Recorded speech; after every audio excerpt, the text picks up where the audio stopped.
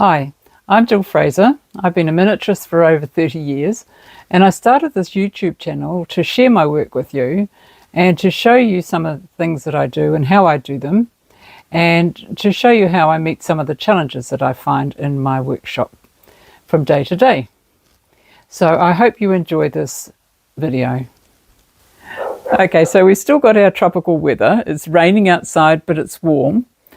And today I was sitting down doing the candelabra for the Tudor house, and I was wiring in some little dangly bits, and I thought, oh, while I've got the pliers and the wire, I'll show you all how I make some really unusual little hinges. So I'll just show you that video, and then I'll come back and show you what else I was doing for the rest of the day. So I was sitting here fiddling around making my Tudor candelabra, and I was putting little bits on it so that it dangled nicely, and I thought, oh, I might as well show everybody how I make my hinges that I make with my wire and my pliers. And so basically these hinges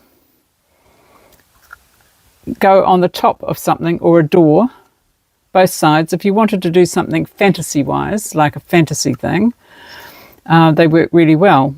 And you age them and you make them look ancient and verdigris them, and away you go. So they're made from two parts. You've got one part which is like that, roughly, and you've got another part which is like that, or it might go the other way. So you've got two parts. And so I'm going to show you how to do that one first. And I'm using a silver coloured wire. It's a 20 gauge. It's quite soft, so you can use it with your fingers. I'm going to give myself plenty because you need plenty.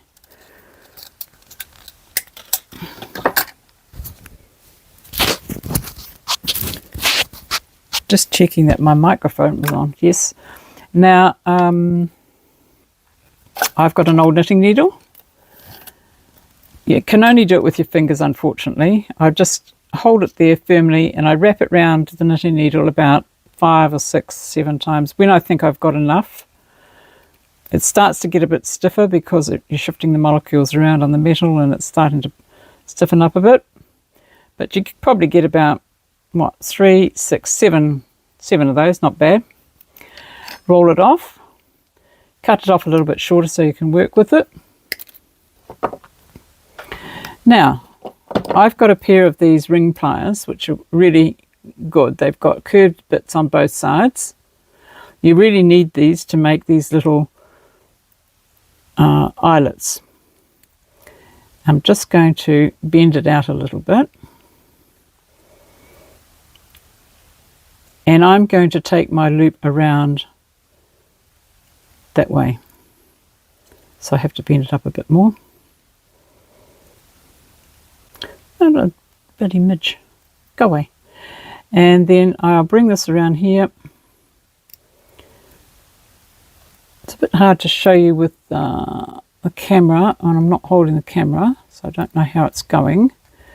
But I'm bringing it around like that to make a little loop, because you want to be able to put a flat head, like I've got here, a flat head sort of a nail or a tack.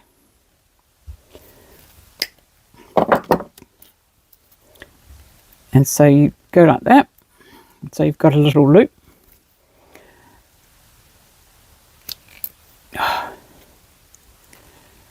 And then you do the same on the other end.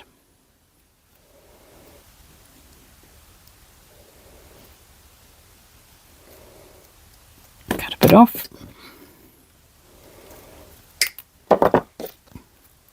So I'm going to be coming around this way.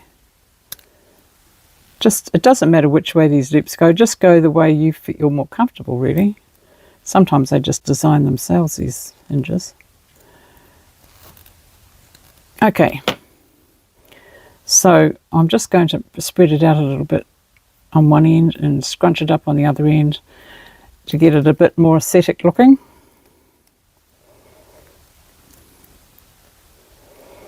So I've got a piece like that.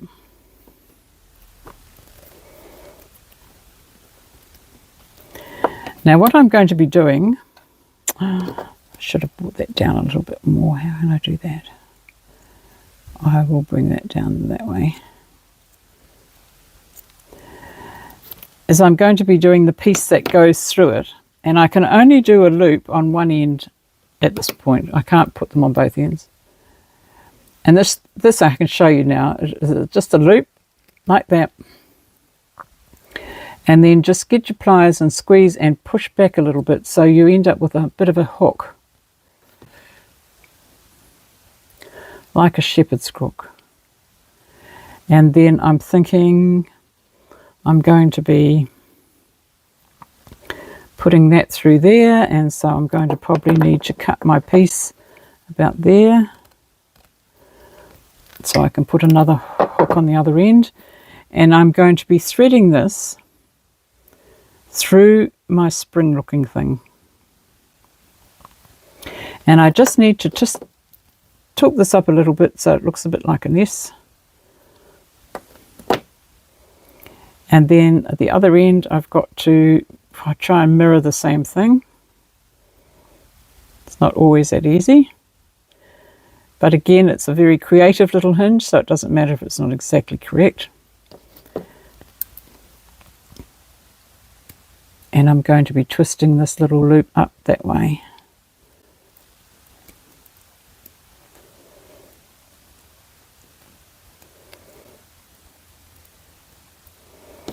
Just got a bit too much there.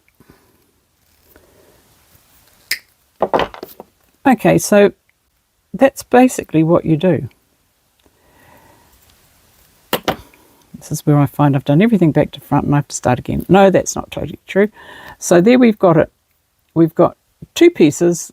Looks like a demented spider, but it works.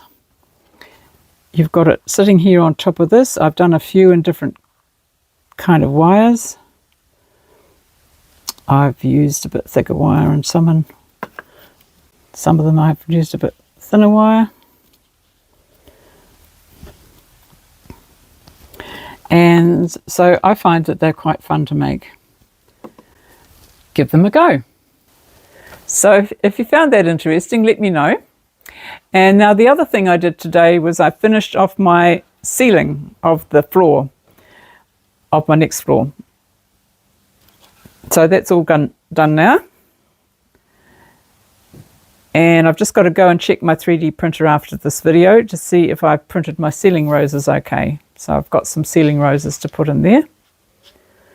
And then that will sit on top of this. I see that the Sparky hasn't wired up my fireplace yet, but that's all right. I'll nag at him tomorrow.